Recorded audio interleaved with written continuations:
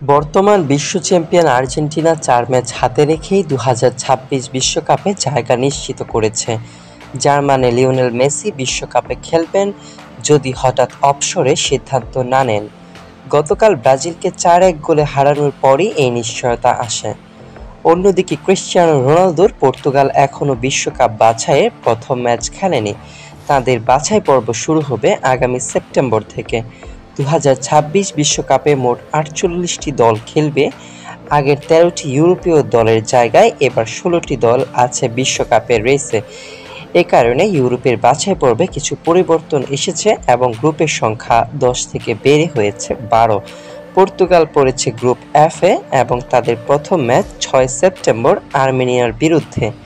বাছাই পর্বে group champion হতে হবে সরাসরি বিশ্বকাপে যাওয়ার জন্য, তবে রানার্স আপরাও পাবে প্লে অফের মাধ্যমে বিশ্বকাপে খেলার সুযোগ।